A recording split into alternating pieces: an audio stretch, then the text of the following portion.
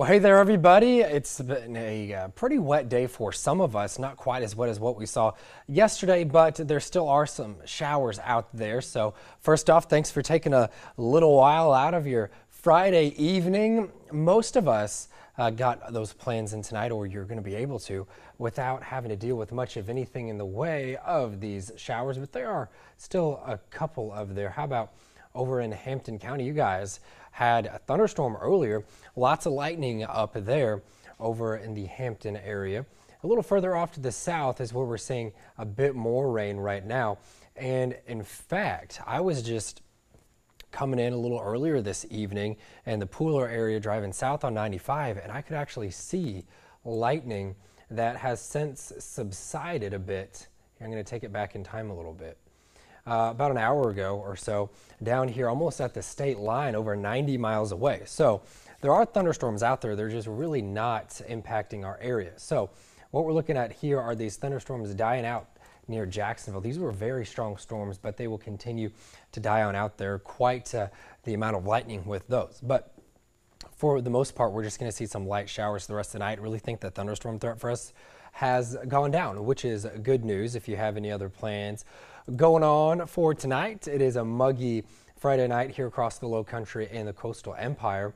It still feels like 95 in Hinesville. I made it up to 95 in Hinesville today, a little bit cooler over in Alma Baxley at 78, but a pretty warm day out there with a little bit of end in sight if you're looking for some cooler air. So the good news is that if you want cooler air, that I think today was the warmest out of the next week, but we don't see a huge cool down, but I'm definitely pretty confident that today will be the warmest. Now overnight, we're seeing a few isolated showers still possible. This model definitely overdoes it. I don't think that we really have to worry about thunderstorms too much more. So there's the good news, but even if you get a thunderstorm, it's not going to be severe, and it will end up being good sleeping weather. That's what I say anyways. That's something I look forward to. But Low Country's not seeing a ton of rain right now. See, we've got Jennifer asking about Ridgeland. Could have a little bit of radar clutter there by grays. Otherwise, not seeing anything. This light green, that's kind of, it's got holes in it. That's just a little bit of misinformation coming back from the radar beam. So I don't think you have to worry about much more here. These showers will continue to your north, specifically talking about Ridgeland here. They'll continue moving off to the northeast, so you don't have to worry about that. But let's talk about this weekend, because it is going to be pretty wet for us here. There's a pretty good chance rain coming up Saturday and Sunday.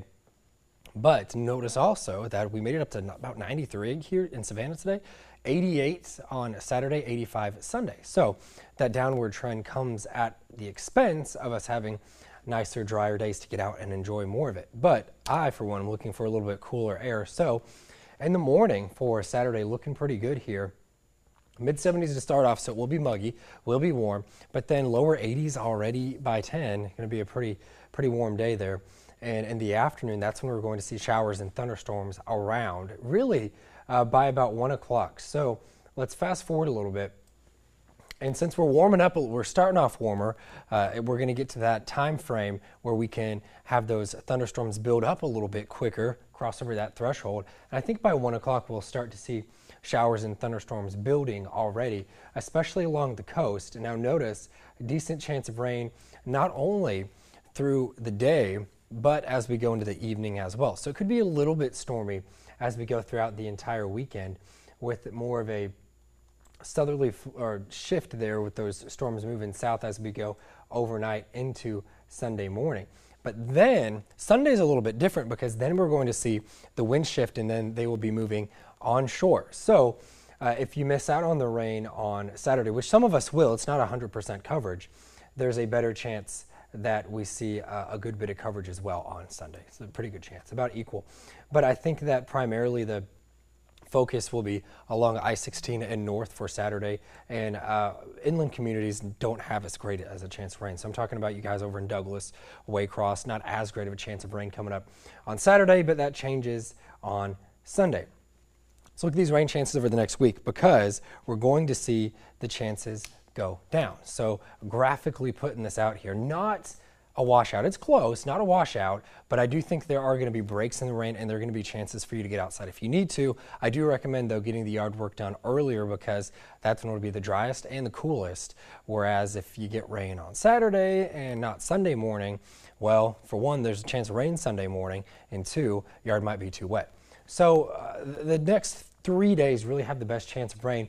Then we kind of cool it with the rain chances here as we go to the middle of the week. So things are going to quiet down a little bit for us here weather-wise, Tuesday, Wednesday, Thursday, even going into next Friday. Pretty confident in that for sure. I'm going to show you the complete 7-day forecast here real quick, and then I'll talk about the tropics just briefly. Also wanted to mention that we're not expecting any organized severe weather, but with the thunderstorms being out there, I do think that just kind of like yesterday, how we just had one brief severe thunderstorm warning that only lasted for about 20 to 30 minutes. That's something that we could see on Saturday as well. But these highs, how about mid-80s Sunday, Monday? That's not so bad. Even if we have to deal with the rain, mid-80s not so bad. Now, of course, if you get the rain a little bit earlier, for example, tomorrow, if you get under the showers that start around 1 to 2 o'clock, you're probably not going to make it all the way up to 88. In fact, you're not. But if you miss out on those showers, and the further west you live, the better chance you have of your temperatures getting closer to that 90-degree mark. But the 3 days ahead of us will be the most active or your best chance of rain. At least out of one of these three, you should get rain. It's a pretty good chance in your favor there. But then we have a little bit drier air coming. It's not a lot, but it's something, right?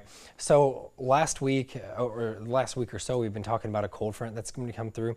It's just not going to do a big drop in these temperatures, but it is going to bring in a bit of a shift in the wind and dry us out just a little bit, and we'll take what we can get, right? Hard to believe that we're going into the last 2 days of September already, October 1st, Monday. It's coming right on up. So that's the forecast. Very wet this weekend, especially in the afternoon, and then stormy possibly Sunday as well. And again, those are going to be more onshore. So I'll be here this weekend. I'll be looking after you guys, and of course, Ron Wallace in the morning if you want an updated forecast then. For those of you that just joined in a little bit late, I'm going to go through the radar one more time, give you guys an update on what's going on in the tropics, and then we'll have another update on the news at 11. So this is what is going on right now. There's quite a bit of rain south of the Altamaha there, especially in the Brunswick South area, south of Waycross, so kind of on the fringes of coverage here. But otherwise, we're pretty dry here this evening, which is pretty spot on. That's what we're looking at, which is good. So that's the radar over the past couple of hours. Not too bad. But again, if you do look off to the south, you could probably see some of these thunderstorms going over to the Eccles, Clinch County area in south central Georgia. I mean, those lightning strikes are visible from 90 miles away. So that is kind of cool if you're a weather nerd and you like looking at lightning without having to worry about rain. So now we're going to talk about Leslie. This became a subtropical storm at 5 o'clock.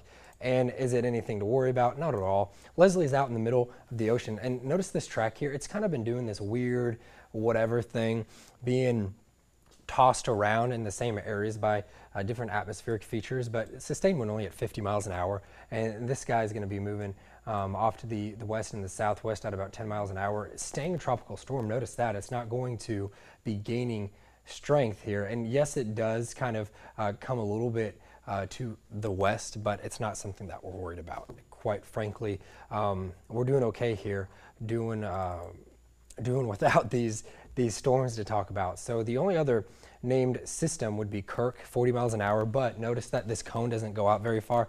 Likely going to become a depression and then just unorganized thunderstorms after that. Those wind speeds not going to be all that impressive either. So that is the forecast. If I missed any of your questions, I'm going to go back here like I always do and read through these comments, but I hope you guys have a good evening. Prepare for those showers and thunderstorms this weekend. Again, if you miss out on it on Saturday, another chance coming up on Sunday. I just recommend getting those outdoor chores done tomorrow morning if you don't want to sleep in. Of course, sleeping in is always a good choice too. But I'll see you at the news at 11, and we'll talk then.